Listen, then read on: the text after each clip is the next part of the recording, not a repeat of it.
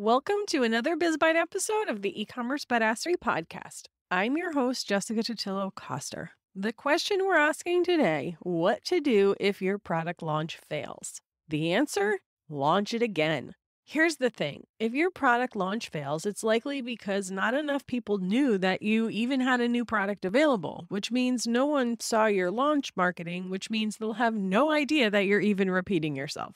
If you heard me say launch marketing and you thought to yourself, what launch marketing?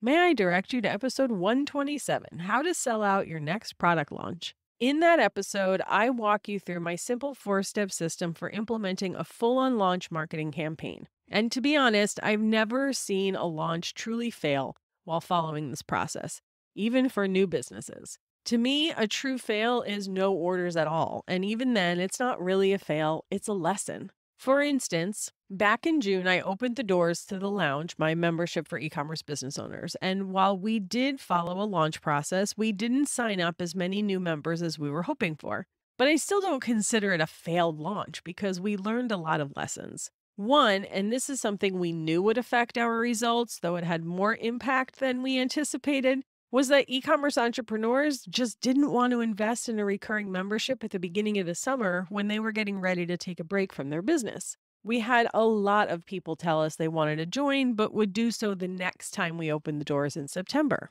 The other lesson we learned was with our ads. We were testing a bunch of different campaigns, essentially buying a lot of data. And one of those, we were advertising our free 5-day workshop to a cold audience. We allocated a good portion of our ads budget to this, and they did not perform well at all. And this is the one I kind of kick myself for because I totally should have known better. This was a cold audience who didn't really know who I was. And sure, it was a free workshop, but our most valuable and limited resource is time. So why would a stranger want to commit to spending so much time with me if they weren't even sure I could get them results? Now, if you're selling a lower ticket product, you might find success with conversion ads from cold audiences.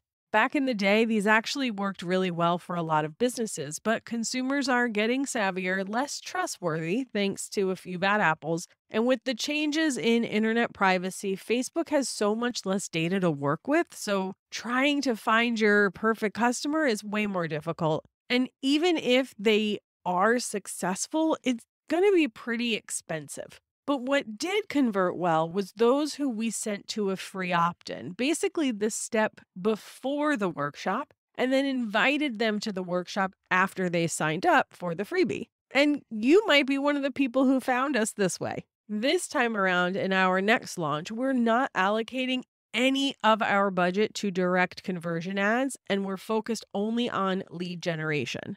We'll get them converted to the workshop after we get them in our orbit.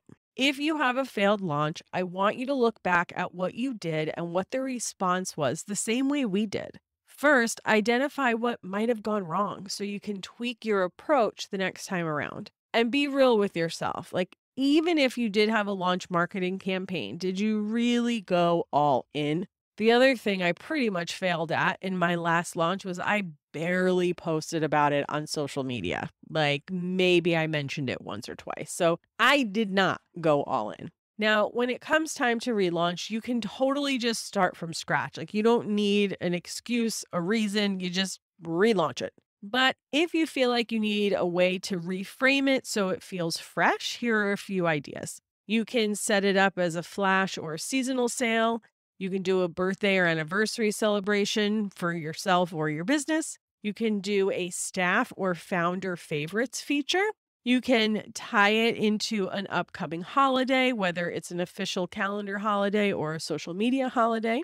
If it was a singular product launch versus a collection or a promotion, you had this like one new product, you could always switch up the offer and make it a bundle, either with your own products or by partnering with a complementary business. And now your launch process is all about this bundle versus just this individual product. If it were a collection launch, consider creating a bundle with the hero piece of that collection and then the one that maybe garnered the least amount of interest when you launched it the first time, or maybe it was just a filler piece. So create the bundle out of those two, make that the launch. And then once they come to your website to buy that bundle, you can offer some of the remaining items from your collection as a cross-sell on that bundle item. Ultimately, I want you to remember that just because you didn't catch traction with your initial launch, it doesn't mean you won't the next time around. Take what you learned, tweak your approach, just do a little bit better every single time, and know that it's never going to be perfect. And that's a wrap on today's BizBite episode. Thanks so much for hanging out with me today, and I'll see you on the flip side.